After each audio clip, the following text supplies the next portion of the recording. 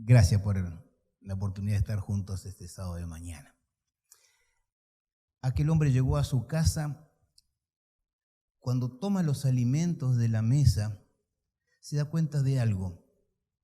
Sus ojos le dicen que tiene alimento en su mano, pero la punta de sus dedos no sienten que tiene el alimento. No dijo nada, pero quedó muy preocupado. A los pocos días, y sí, la insensibilidad aumentó, aparecieron manchas blancas y bueno, la lepra estaba declarada. Y en aquel entonces, y ustedes conocen perfectamente el relato del Evangelio, la lepra le llamaban el castigo de Dios. No solamente perdía todo derecho social, sino hasta religioso. Y la persona se sentía hasta condenada por Dios. Totalmente desechable. Cuando la persona en la antigüedad tenía lepra, era expulsada de la ciudad, no podía despedirse de sus seres queridos, ni siquiera con un abrazo. Algo experimentamos, muy levemente, pero algo experimentamos en estos 2 años. Y aquellos que somos tan abraceros y toqueteros, ¿no? Nos gusta sentir el contacto con la otra persona, el tener que saludarte, y ahora con el puñito, ¿no? Pues necesitamos ese contacto. Pero aquel hombre tuvo que recoger aquellas prendas que su familia le tiraba y retirarse de las ciudades y en algunas cuevas juntarse con otros de la misma condición. Imagina aquel hombre pensando, ¿por qué a mí? ¿Yo soy peor que aquellos que están en la ciudad? ¿Soy más pecador acaso? ¿Por qué los otros no se enferman y yo sí? ¿Por qué a los demás no se los desprecia y a mí sí? En aquellas circunstancias, los niños ya eran legalmente huérfanos y la esposa era legalmente viuda. Ya no había más nada para hacer. Me imagino la conversación de aquellos hombres que compartían esa situación de la lepra, contando quizá los padecimientos, los dolores, cubriéndose con vendas, porque así lo relata las historias de la antigüedad, para que los trozos del cuerpo de la persona no se cayese. El olor habrá sido tremendo. No solamente un desprecio de la sociedad, sino también desprecio a sí mismo.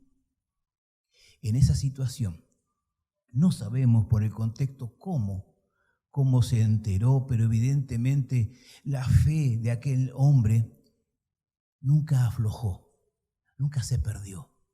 Quizás recordando la experiencia de Job, recuerdan Job capítulo 19, versículo 25. De paso, es una de las frases muy queridas en mi familia. Incluso en la tumba, en la lápida de mi hermana Ana María figura este versículo. Dice versículo 25 de Job: yo sé que mi Redentor vive y al fin se levantará sobre el polvo. Y después de deshecha esta mi piel, en mi carne he de ver a Dios. No sabemos si este versículo daba vueltas por la mente de aquel hombre, pero evidentemente la fe sí estaba presente. El Evangelio de Marcos, en el primer capítulo, no se mete con las genealogías, no se mete con las líneas de los ascendientes de Jesús, sino que comienza directamente con la obra de Jesús en bien de los seres humanos. Vamos a buscar Marcos capítulo 1. Es una historia muy conocida, pero profunda. Marcos capítulo 1. ¿Lo tienen? Dice allí, al comienzo mismo del Evangelio,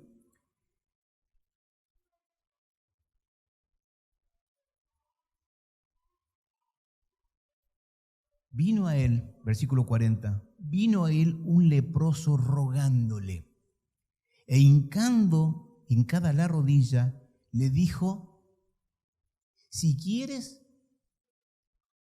puedes limpiarme. Qué cosa interesante la fe de este hombre. No le dijo, si eres hijo de Dios, cúrame. ¿Puedes explicarme, Jesús, por qué los otros no sufren como yo? ¿Me puedes explicar por qué yo sí estoy enfermo de esta lepra mortal y los otros no? ¿Acaso son mejores que yo? Señor, siempre he tenido fe en Dios. ¿Por qué me pasa a mí? Señor, tú eres el Mesías. Demuestra delante de todos estos que están acá mirando que tienes poder y sáname. En ningún momento se le cruzó, ni siquiera por la mente de aquel hombre, que él merecía algo. No merecía absolutamente nada, porque era un leproso, un despreciado, condenado a la muerte. Y ahí de rodillas expresa este ruego del fondo del clamor de su corazón. Si quieres, si te place, aquí estoy. Como cantamos en el himno, tal como soy. ¿Qué tenía aquel hombre para dar a cambio del milagro de Jesús? Absolutamente nada. No tenía familia, no tenía posesiones, y los trapos que cubrían su cuerpo, esos más vale ni entregarlos. Ahora es interesante la respuesta de Jesús. Versículo 41. Y Jesús, teniendo misericordia de él, extendió la mano. ¿Y qué hizo? Le tocó. Antes de Jesús obrar el milagro, se acerca aquel hombre y lo toca, diciéndole, no estás solo, siento el dolor contigo. Qué cosa extraordinaria. Aquel hombre que no tenía absolutamente nada para entregar a cambio, pero sí tenía fe, se acerca a Jesús a rogarle misericordia. Y dice el versículo 41 que Jesús, movido a misericordia, le toca. El toque del maestro. Ustedes habrán visto algún video por allí de algún viejo violín que era destartalado y nadie daba nada por ese instrumento tan estropeado hasta que se lo afina el maestro, toca, y entonces la reflexión final era el toque del maestro hace la diferencia. Y aquí encontramos este hombre sintiendo el toque del maestro, pero no el toque casual, no el toque de lástima. Ya Jesús había experimentado ese toque. ¿Recuerdan cuando la mujer enferma de tantos años toca el manto y pregunta a Jesús a la multitud, ¿y quién me ha tocado? Y Pedro diciendo, ¿cómo quién te ha tocado, maestro? Todos te tocamos. No. Poder ha salido de mí. Ese toque es un toque de poder. Un toque que transforma. Un toque que pasa de muerte a vida. Y entonces agrega el versículo 41. Después de tocar Jesús, aquel hombre le dijo, quiero, sé limpio. Ese hombre no tenía nada para entregar. Solamente le ruega a Jesús, si te place, si quieres, puedes limpiarme. La respuesta de Jesús es, quiero, sé limpio. ¿Saben ustedes que esa respuesta de Jesús nunca ha cambiado? Cada vez que le pedimos, Señor, te ruego que estés conmigo, la respuesta de Jesús es, sí, quiero estar contigo.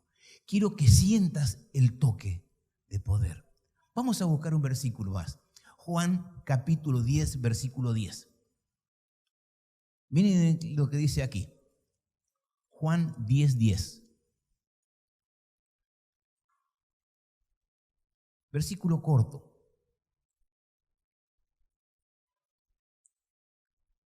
Juan capítulo 10, versículo 10, hacia el final.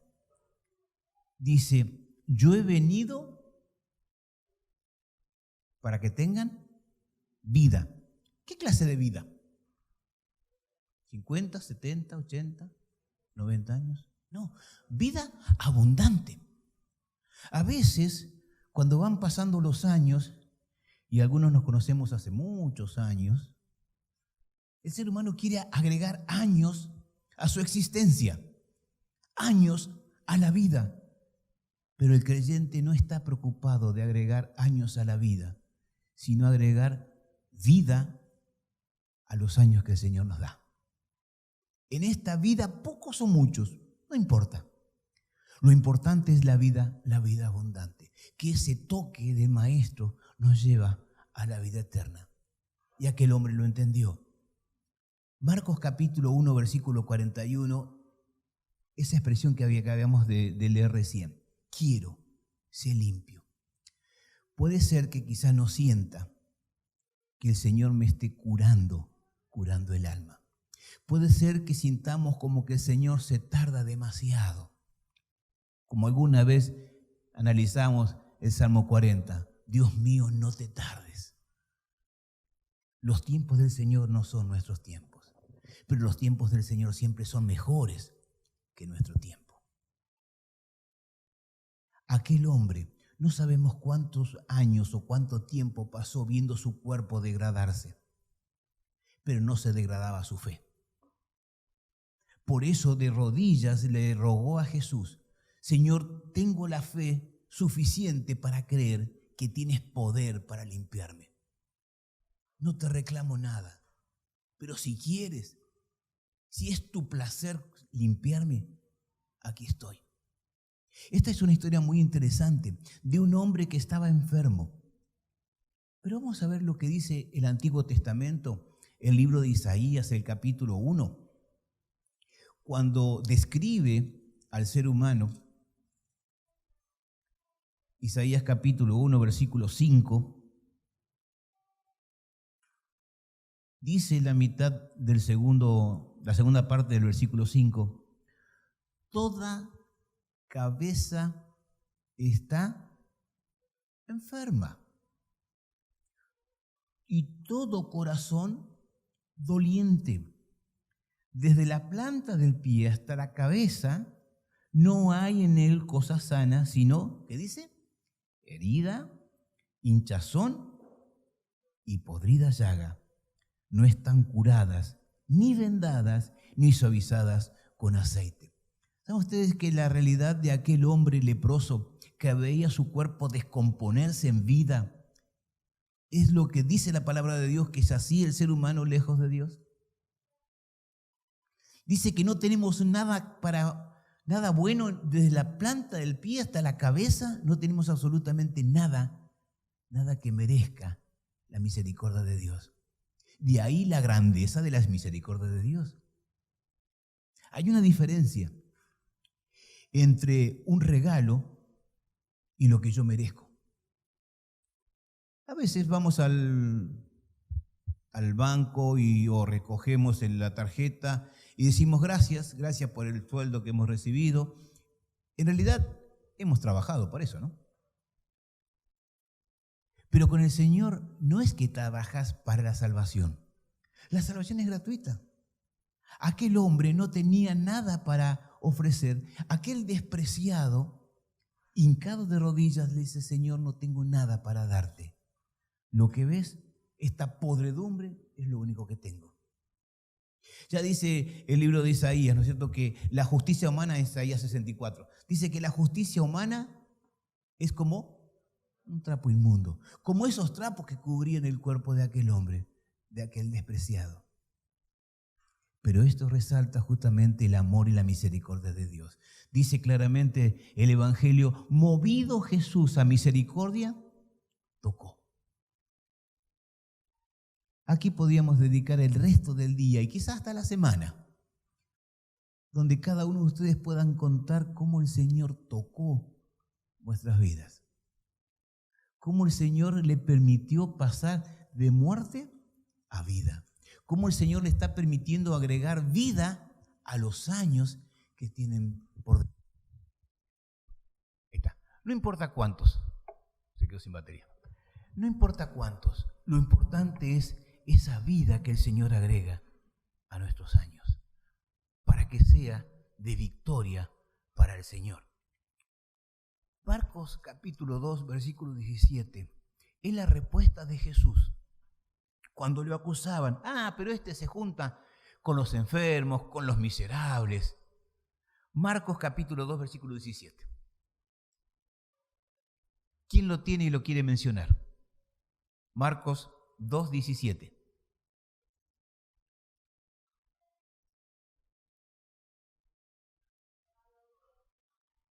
Fuerte, fuerte, ¿eh?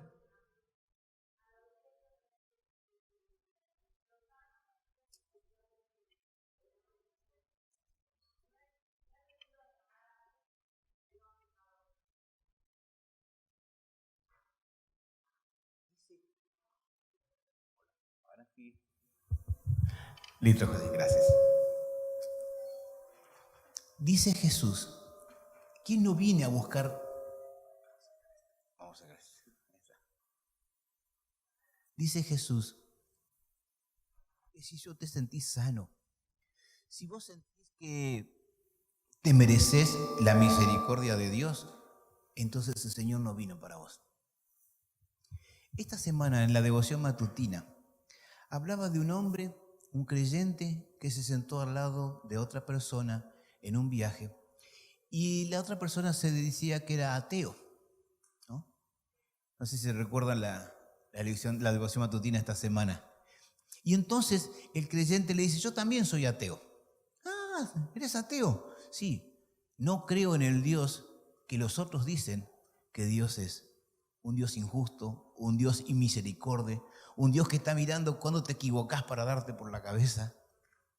No es esa clase de Dios.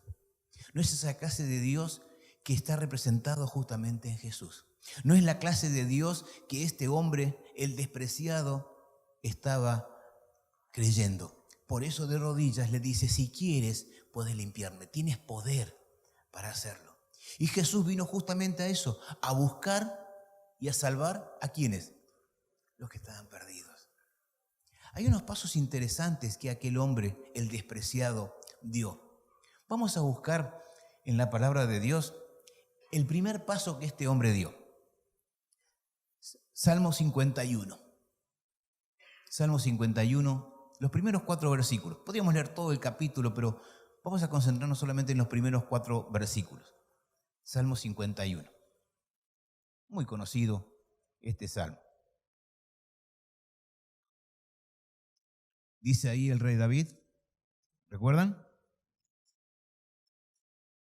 Ten misericordia de mí, oh Dios, conforme a las obras buenas que he hecho y al diezmo que te he mandado y las ofrendas que traigo todos los sábados y los títulos teológicos que yo tengo, y además soy 4ª generación de... ¿Dice así?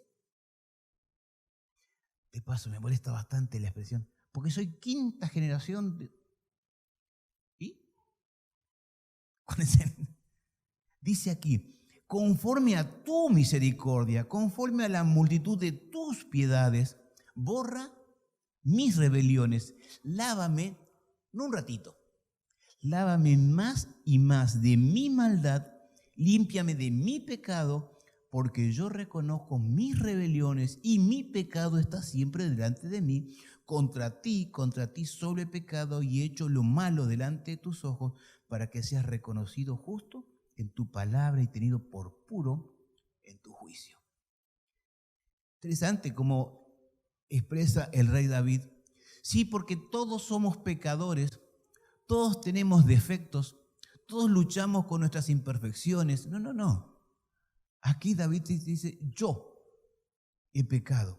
Yo reconozco mis rebeliones y mi pecado está siempre delante de mí. Y gracias por tu misericordia, porque yo no merezco absolutamente nada.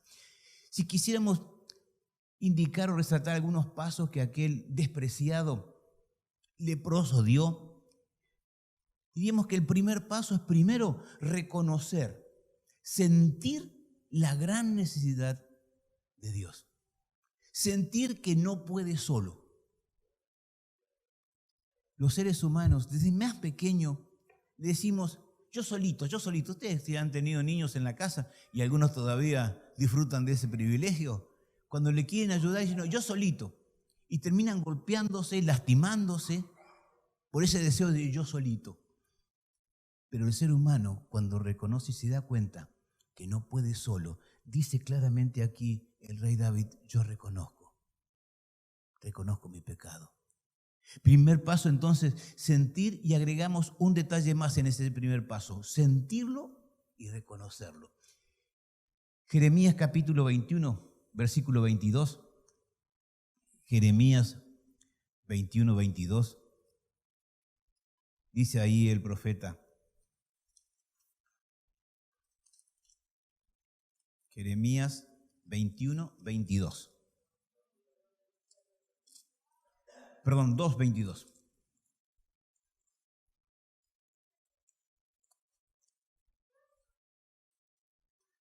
Desde chico me ha pasado a escribir y después no entender mi propia letra. Jeremías capítulo 2, versículo 22.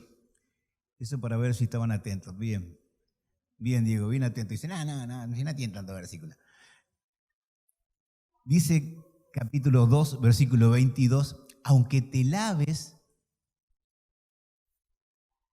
¿con qué dice?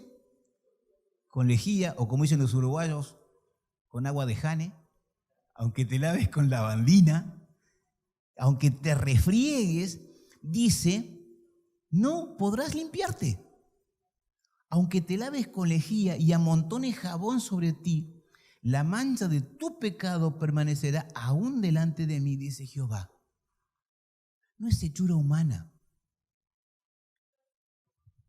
Aquella preciosa descripción de lo que es justificación por la fe, dice Elena G. de White, justificación por la fe es la obra de Dios, que abate al polvo el orgullo humano y hace por el hombre lo que él no puede hacer por sí mismo. ¿Ese hombre podía curarse a sí mismo? No, se estaba muriendo. No tenía ninguna posibilidad. Jesús, al tocarlo, y esto es interesante, no se ensució, sino que al contrario, limpió esa suciedad. Supongamos que estamos dos personas dentro de una fosa tratando de arreglar algún vehículo, todos con las manos engrasadas, y veo que Diego, te agarré de punto, Diego veo que tiene la cara sucia, digo, te voy a limpiar la cara, y cuando ve mi mano, dice, nah, en lugar de limpiarme me vas a ensuciar peor todavía. O sea, tiene que venir alguien con las manos limpias a limpiar su vida y la mía. Eso es lo que experimentó aquel despreciado, aquel que sintió el toque de Jesús. Entonces, primer paso, reconocer, sentir que no puede por sí mismo. Segundo paso, Juan capítulo 1, versículo 9. Primera de Juan 1, 9. Primera de Juan 1, 9. Versículo muy, muy conocido por todos. Primera de Juan 1, 9. Si decimos, pero vamos a leer el versículo anterior, versículo 8. Si decimos que no tenemos pecado, si decimos que yo no necesito nada, si decimos que estamos bien, que la lepra es del prójimo y no mía, dice el versículo 8, nos engañamos a nosotros mismos y la verdad no está en nosotros. Ustedes conocen aquella ilustración del viejito que estaba bastante enfermo, entonces los familiares querían llevarlo al médico y le dijo, no me lleven al médico, ¿para qué? ¿Para que me diga que tengo algo malo? No voy nada. El creyente que cree que no necesita un salvador, que no necesita un médico, no se va a curar porque no lo crea. La realidad es claramente, allí lo habíamos visto, toda nuestra cabeza, desde la planta del pie hasta la cabeza, es contaminación. Y entonces ahora sí, el versículo 9. Si confesamos nuestros pecados, Él es fiel y justo para perdonar nuestros pecados, dice, y limpiarnos de toda maldad. Y mira lo que dice el versículo 10. Y si decimos, no, ¿qué pecado? Yo no tengo pecado. Entonces le hacemos a Dios mentiroso y su palabra no está en nosotros. Cuenta mi padre cuando en 1950 fueron por primera vez a la iglesia de Tandil, recién conocían la verdad y fueron a escuchar, no me acuerdo cuál de los evangelistas de aquella época. Y entonces en un momento el predicador dijo, ¿y qué se siente pecador? Entonces cuenta mi padre que levantó la mano mi abuelo y mi viejo no levantaba la mano.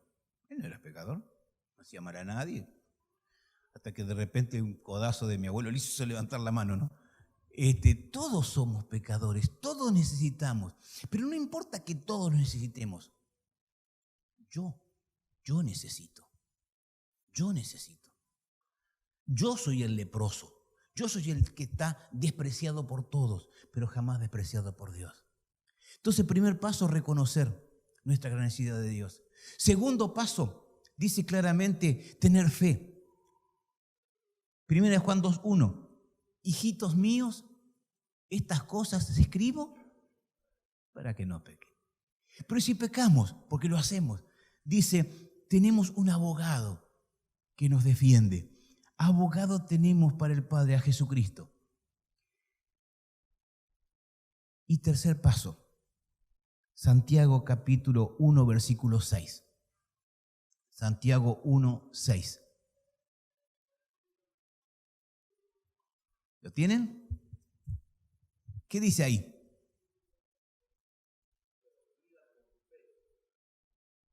No dudando nada, dice. Pedir. No solamente intelectualmente reconocer nuestra necesidad, sino que rogar que el Señor tenga misericordia de nosotros. Pida, porque el que pide, recibe. Claramente lo dice el Evangelio. Aquel leproso, dice el Evangelio, que cuando escuchó la palabra de Jesús, quiero ser limpio, la transformación fue inmediata. Ustedes conocen que después de este incidente hubo otro incidente de leprosos en la zona de Gadara y la respuesta no fue tan inmediata. Dice que mientras iban corriendo, y a veces pensamos que el Señor tiene que obrarnos el milagro porque lo necesitamos, porque si no, no podemos seguir, y que tiene que ser de cierta manera, tiene que ser instantáneo, así como aquel leproso. O como el ciego. Pero hay otros ciegos que recibieron el milagro, pero le dijo Jesús, ve a lavarte en el estanque de Siloé, ¿recuerdan?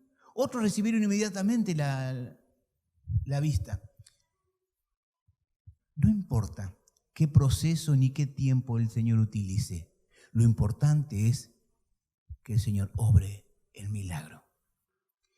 Cuando este hombre recibió el milagro de la transformación, Jesús le dijo, ve a presentarte a los sacerdotes, pero todavía no digas nada. No digas nada. ¿Por qué? Porque si el hombre diga, ya estoy curado, miren que estoy curado gracias a Jesús, dice que eso hubiese impedido que Jesús accediese. Pero después de salir de ese grupo de sacerdotes que dijeron, sí, estás curado, aquel hombre no se pudo quedar callado y dice que alababa a Dios y era tanta la fama que este hombre comenzó a distribuir acerca de Jesús que ya Jesús no podía ir a las ciudades. Ahora, el agradecimiento de este hombre será el agradecimiento que yo tengo para Dios. Les leo la última cita. Desde lejos el leproso percibe algunas palabras del Salvador. Lo ve poner las manos sobre los enfermos, ve a los cojos, a los paralíticos y a los que están muriéndose de diversas enfermedades levantarse sanos y alabar a Dios por su salvación. Su fe se fortalece, se acerca más y más a la gente que está escuchando las restricciones que le han impuesto, la seguridad del pueblo, el miedo con que todos le miran, todo lo olvida. No piensa más que en la esperanza de la curación. Que esa experiencia de este hombre, del despreciado, pueda ser la de cada uno de nosotros. Primero, reconocer nuestra gran necesidad de Dios. Segundo, que crezca esa llamita de la fe. Como aquel hombre, ¿recuerdan cuando Jesús le dice, ¿crees? Sí, Señor, creo, ayuda a mi incredulidad. Que la fe crezca en base a la experiencia cotidiana. Y tercer paso, pedir con fe. Como bien describe el apóstol Santiago, pero pida con fe, no dudando nada. Porque el que duda es como la onda del mar que va de aquí para allá. Pero el que cree se mantiene firme. Que la experiencia de aquel despreciado transformado ahora en un discípulo sea la experiencia de cada uno de nosotros. No importa el desprecio que los demás puedan sentir, el horror que los demás puedan sentir, la vergüenza que los demás puedan sentir por nuestra experiencia. Lo importante es encontrarse con Jesús y sentir el toque de Maestro. Que Dios nos bendiga.